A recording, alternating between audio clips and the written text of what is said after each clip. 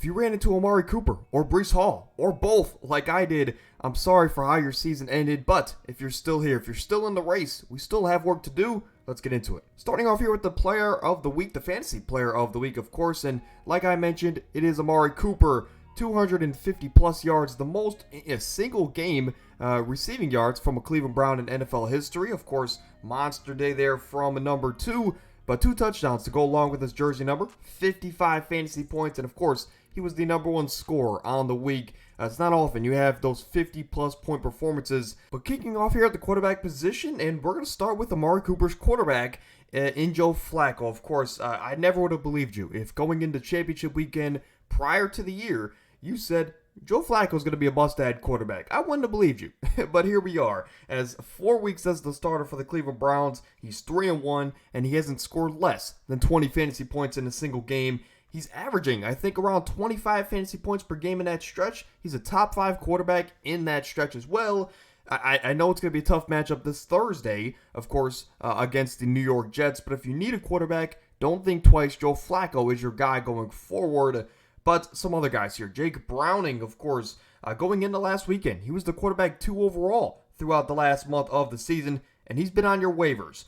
So to me, he remains a solid start. As last week, he had 16 fantasy points, which was a down week for him since he took over from Joe Burrow. He is the only reason he's number 2 on this list is because Joe Flacco has been so amazing, and the fact that also Jake Browning plays the Chiefs defense on championship weekend this weekend. So that's not a favorable matchup. However, Joe Flacco's been that good. Jake Browning is still a close number 2. But if Flacco's gone, go grab Jake Browning. For Derek Carr, 2 straight weeks with at least 27 fantasy points, as he's had 27 and 32 in back-to-back weeks. Despite the loss in last week's game, he's still playing his best career football as a New Orleans Saint. So to me, on top of the fact that he's been hot and the fact that every game from here on out is a must-win, Derek Carr is going to have to play at this level, if not better, going forward. For Gardner Minshew, he had a down week, no doubt about it. Only 9 fantasy points last week, but his number 1 wide receiver was out, and of course, one of his best options in the offense, Zach Moss, was out as well. So we do have to give him the benefit of the doubt. However, he is also in must-wins going forward. So if Michael Pittman's back next week, you might be able to start Gardner Minshew going forward. For Nick Mullins, he played his best game last week as the starter of the Minnesota Vikings, and he has a favorable matchup this upcoming weekend against a division foe in the Chicago Bears, who have proven that they can score some points. So if it's high scoring, Nick Mullins, maybe he can have a good week just like he did last week. So those are the final 5 quarterbacks we're going to talk about for this fantasy football season, at least as far as your waiver wire. For the wide receiver position, let's talk about Noah Brown. He's still my number 1 wide receiver pickup on the week. Simply put, because CJ Stroud is going to be back, and it's a team that's going to have to air the ball out the next couple games in these must-win situations to make the playoffs. Hopefully you're getting the trend here of must-win situations. Players have to play at their absolute peak. For KJ Osborne, he's number 2 on this list, and it solely relies on the health of Jordan Addison. Of course, he went out with an ankle injury last week. The reports say that he's going to be questionable going forward. However, the Vikings team, I don't necessarily want to say they are a playoff contender, right? So Jordan Addison is a young star, first-round rookie for them. They might want to just put him on the back burner for the year. And if that is the case, KJ Osborne, to me, he had a great game last week. 5 receptions, 95 yards. Here's the thing, though. On 9 targets. Of course, he also added on a touchdown there. But if Addison's done for the season, KJ Osborne, to me, is a guy Nick Mullins can trust. Of course, that practice squad connection. And I think KJ Osborne could be a good option going forward. Again, it's just a shot in the dark. It's a good way to put it. For Rashid Shaheed, he is definitely a walking landmine when it comes to fantasy, as he has 1 good game in double digits, and then he has 3 to 4 bad ones in a row. So you just have to guess right. You have to get that landmine spot. But again, that's why we don't. Yeah, that's why we roster guys like Shaheed in case he does get consistent. But we never play him, and that's a good way to put it. I will say though, the intriguing part is that Derek Carr is playing his best career football. So maybe in the must-win situations, Shaheed gets more involved going forward. Again, Michael Thomas is probably done for the season. For Demario Douglas, it was a crazy Sunday Night Football win against the Broncos, and he continued to be heavily targeted, as in his last 7 games, he's averaging about 7.5 to 8 targets a game, which of course is great for a flex option slash wide receiver 2 slot. But again, he does play a very tough Bills defense this weekend, but the volume is there. And plus, he had 9 fantasy points when he last played the Bills, so hopefully that's his floor in this weekend's matchup. But again, all of these receivers, aside from Noah Brown, are really just shots in the dark. For Josh Palmer, only 7.5 fantasy points last week. Nothing to write home about. However, Keenan Allen might come back this week, and if Keenan Allen's back, he will take away the Pat Surtain assignment, so giving Josh Palmer a much more favorable matchup, and he should get a lot more targets as a result. So Josh Palmer's here just kind of if Keenan Allen does come back for the Chargers offense, which kind of is unlikely also at this point in the season. Another receiver I want to throw out here is DJ Chark. Of course, he's on the thumbnail, baby Chark.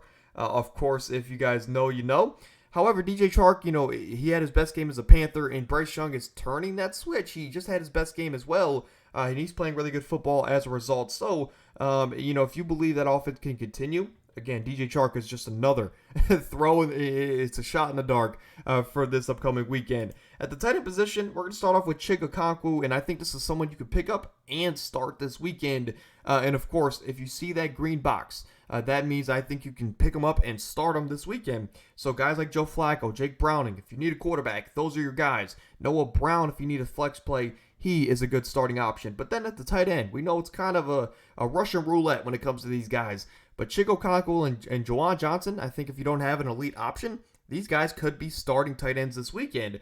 But let me explain for Chig, as I think we can actually trust him in the fantasy playoffs and for our fantasy championship. He had 15 fantasy points last week. He was the tight end 1 on the week. And over the last 3 weeks, he's a top 10 tight end.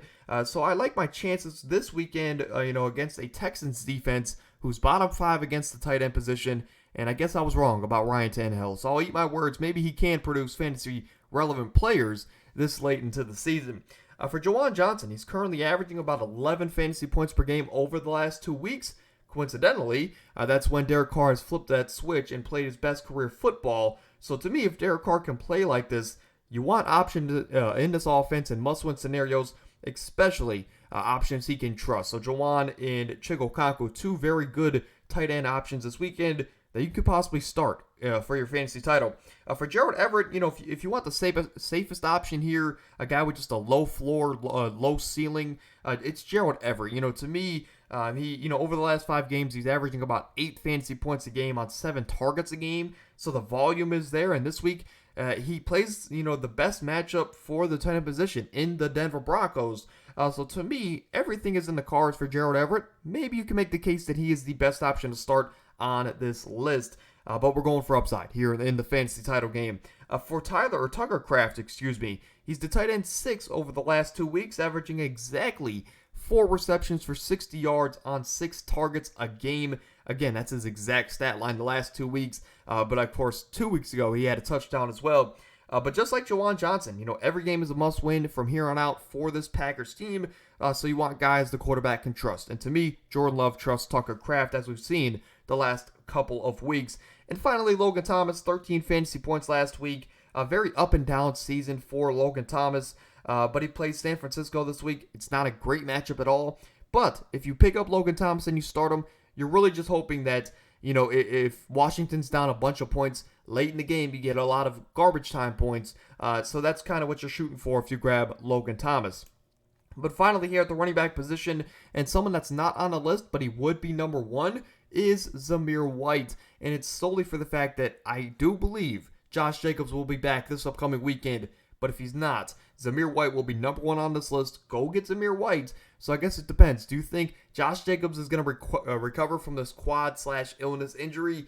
And if you do, then go out there and, don't worry about Zamir White. But if you don't think he's going to recover, or you think they're just going to put him on the back burner, then go out there and grab Zamir White. He is a actually sneaky starting option this weekend if the cards are in his favor.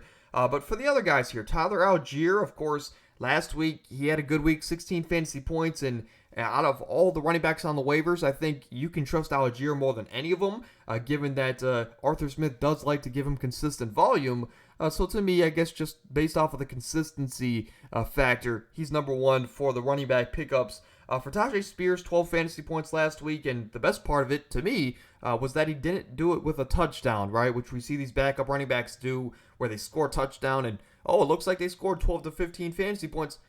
Not really when you break it down. However, so to me, Tajay Spears, again, solid backup option, and let's say Derrick Henry goes down this weekend, or in practice, or he doesn't warm up the right way, Tajay Spears could be a sneaky start. For Khalil Herbert, he put up 20 fantasy points last week, and he kind of did everything for the Chicago offense. 20 carries, 110 plus yards from the field. He had a touchdown, 2 receptions. He kind of did everything for the Bears, and given the fact that he's younger, maybe they want to trust him going forward to end out the year. But again, we haven't trusted any of these Chicago Bears running backs all season, maybe aside from Deontay Foreman for a week or two. Chris Rodriguez Jr., he came out of nowhere last week and had a huge fantasy day, 20 fantasy points, the running back 8 on the week. I think he's running back 9 after the CMC performance, but he did a little bit of everything. However, he did lead the game with an injury, and he does play the 49ers this weekend, so you already have to be wary about that. Coming off an injury, playing a tough defense, a defense that's going to be hungry to get back out on the right foot, but then you have to add on the Brian Robinson factor, as if he returns, then Chris Rodriguez Jr. coming off this injury against a tough matchup is going to be irrelevant for fantasy weekend. So to me, if the cards fall right, if Brian Robinson's out yet again, and you believe that Chris Rodriguez can get that same volume this weekend, it might just be too much to stay away from against a tough Niners defense. But again, it's a shot in the dark. And then finally, Emari Demercado, 2 back-to-back good fantasy weeks with 14 points and 11 fantasy points, resulting in the running back 15 throughout that stretch. So based on the numbers, he's been a starting running back. However, I will say that the bulk of those 2 weeks have come on 2 big plays, right? 2 big reception screen plays that he's taken pretty far down the field. However, Arizona's going to need some of those big plays to compete with Philly this weekend. And to me, maybe you want to hope that he can get one of those plays, if not 2. If he gets 2, that might be, you might look like a genius starting Emari Demercado. That's going to do it here for today's video. And before you leave, I just want to talk to you guys here for a moment, as again, whether this was your first fantasy video on the year, or if you've been catching these since week 1, I want to thank you from the bottom of my heart, as it all goes a very long way. And we've been on this gradual rise, really, from the start of the year. As again, this podcast is only about a little over a year old, and we came into this year, 2023, with only about 150 subscribers. We are now closing in on 10,000 subscribers. A crazy rise and growth in 1 year, and of course, we couldn't do it without you. So, I just want to ask you for this going into the new year. Tell a friend to tell a friend. If any of these videos helped you, of course, support the podcast. Share it. You subscribe. Have a friend subscribe. I don't care if you have to grab your grandmother's phone and do it that way. Regardless, I want to thank you guys for all the support on the road to the next big milestone. And until Friday, we're going to dive into some championship weekend start-sit options. Stay happy. Stay healthy. Get out of here.